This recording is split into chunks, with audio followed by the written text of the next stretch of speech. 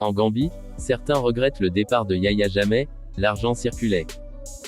Téléphone collé à l'oreille, Madame Diop est seule dans sa boutique. Pourtant, ce n'est pas de la marchandise qui manque. Le magasin est rempli de produits divers, chaussures, sacs pour écoliers, draps etc. Elle s'approvisionne, confie-t-elle, en Arabie Saoudite, à Dubaï et même au Sénégal. Du coup, elle nourrit de fortes attentes par rapport au président à venir. Selon elle, ce dernier devra s'atteler à réduire le coût de la vie jugé élevé. Les prix flambent sans cesse. Si cette semaine, on achète à tel prix, il faudra débourser plus la semaine suivante. C'est vraiment dur. Prenons le riz par exemple. La semaine dernière, j'avais acheté le sac à 1300 dalasi. 2 semaines plus tard, le prix était passé à 1400 dalasi, soit une hausse de 100 dalasi. C'est toujours comme ça. Pour les oignons, j'avais acheté à 50 dalasi, quand je suis retourné au marché, ils m'ont demandé 100 dalasi de plus. Forte de ce fait, la Gambienne espère une alternance au soir du 4 décembre. L'argent circulait.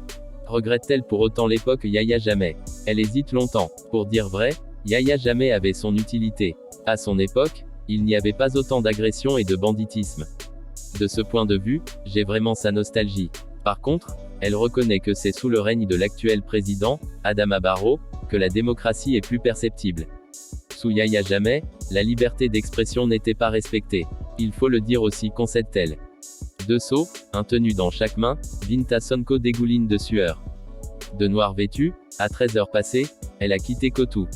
Elle peine à trouver des clients pour écouler ses jus locaux à base de pain de singe, de gingembre, entre autres saveurs. Je parcours des kilomètres mais je vends peu. Quand j'aborde un potentiel client, il me dit qu'il n'a pas d'argent. Alors qu'avant l'argent circulait. J'attends beaucoup du futur président. Les Gambiens aspirent d'abord à une vie paisible. Ensuite, il faut dire que la vie est très chère. Surtout, il faut que l'argent circule pour le développement de nos business. Après le départ de Yahya Jammeh, le changement espéré n'a pas eu lieu. Dans mon cas, je suis resté sur ma faim. Je regrette vraiment le départ de Jammeh, a-t-elle avoué, après une petite hésitation. Parce que sous son règne, l'argent circulait. Mon business marchait vraiment. De plus, je ne marchais pas beaucoup. Je parvenais à écouler mes produits à peine quelques mètres parcourus. Aujourd'hui, même dans les garages, je ne parviens pas à trouver de clients. Le prix des gobelets a augmenté, passant de 125 dalasi, contre 100 avant. Cela se répercute forcément sur le prix de vente. Faute de clients, Lamine Bodian roupille dans son taxi. Cela ne marche pas, se plaint cet habitant de Burkama. Il n'y a pas beaucoup d'argent alors que la dépense quotidienne, elle, ne diminue pas. Avant, je donnais 200 dalasi à mon épouse. Aujourd'hui, il faut au moins 300 dalasi. Le pays ne marche pas. Le temps d'hésitation est moins long. Moi, qui vous parle, je ne voulais pas que Yahya Jammeh quitte le pouvoir. Il gère mieux que les actuels tenants.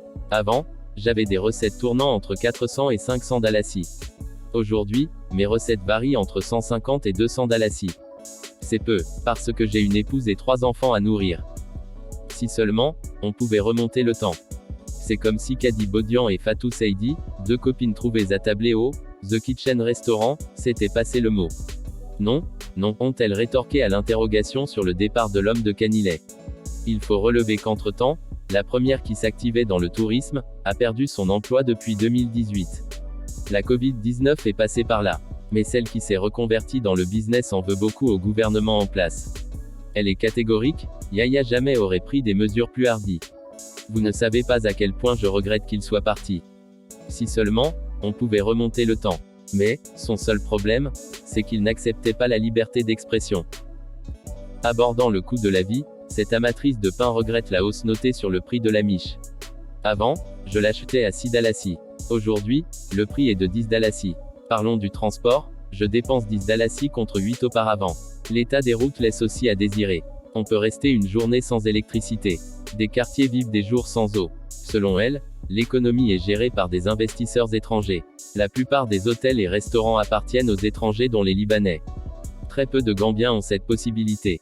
Il est temps qu'on inverse la tendance. La seconde, divorcée avec 2 enfants, s'active aussi dans le business qui ne marche pas, a-t-elle confessé. C'est bien beau de parler de démocratie mais, en Afrique, nous avons nos réalités. Il faut bien que les gens mangent aussi, conclut-elle.